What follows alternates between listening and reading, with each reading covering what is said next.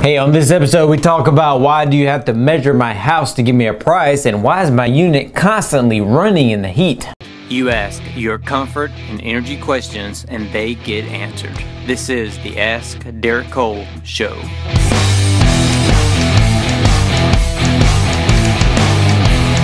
Hey, it's Derek Cole. Welcome to episode 85 of the Ask Derek Cole Show, answering your home and energy questions.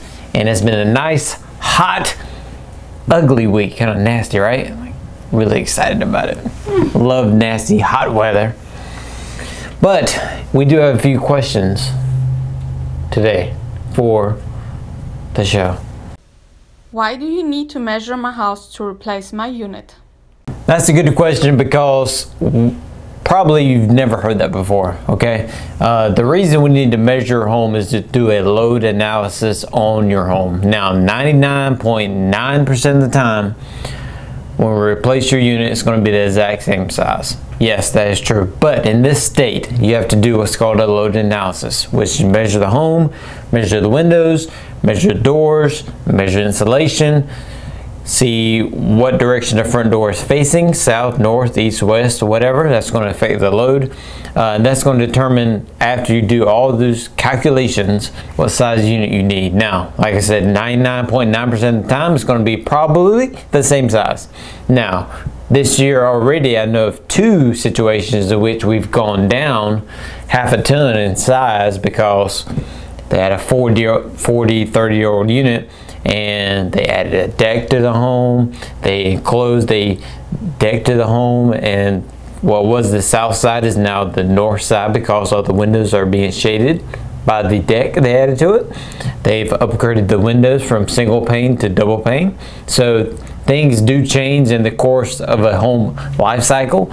So you do that measuring and the loaded analysis to make sure that size equipment is still good for the home. Like I said, I know at least two of them so far have gone down half a ton in size because they've made those improvements to the homes in the last 20, 30, 40 years from what it was when it was first installed. So measuring the home is something that's kind of rare in these parts apparently because not too many companies or individuals do them, but it's something you have to do for your license in this state, because if something were to go wrong and you would need to pull that load analysis, you would have to show the state inspector, yes, the load came up to 3 tons, we installed 3 ton, what went wrong, then we can figure it out. But we can show proof, yes, we did our diligence, we pulled a load on that house and we did it.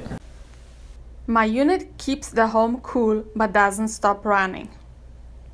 You don't want it to stop running. I mean, think about when it's 98, 100 degrees outside, think about getting in your car and then driving to the store.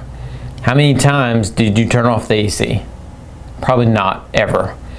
Your home's the same way. It's trying to keep that same temperature all throughout the day. So it's not going to stop running if it's on a set point it's trying to reach. Now, if it reaches that set point, then obviously it's going to turn off. But the unit running for a long period of time is not necessarily a bad thing. If the unit is sized, to go back to the first question, if it's sized properly, it is better for it to run longer because it's more efficient than turning on, turning off, turning on, turning off. It's kind of like, I relate it to miles per gallon in the car.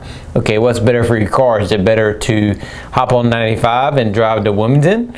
Or is it better to go through up 401, stop and go traffic all the way down to Wilmington? Which is better gas mileage? The interstate. Why? Because it's running, not stopping. Same way for your unit at home. So the more it runs, and as long as it's keeping you comfortable, it's fine, it's cool. Think about it again, you get in your car. Well, let's say we take that trip to Wilmington, okay? So you get in your car from Laurinburg, you go into Wilmington, it's a 2-hour drive.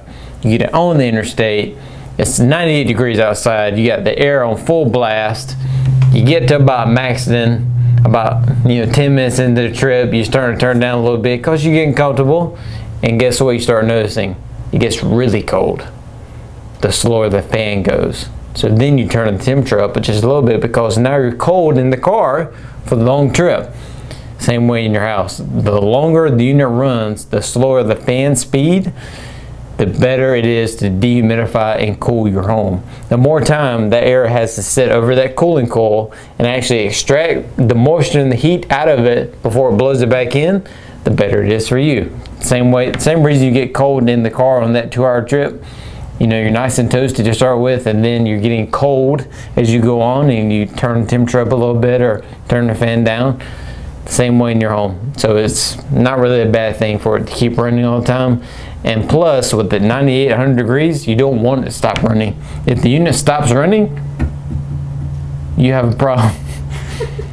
Did you see that? All right, that's episode 85 of the Ask Derek Cole Show. Be sure to hashtag your questions, Ask Derek Cole, and we will get them on the show.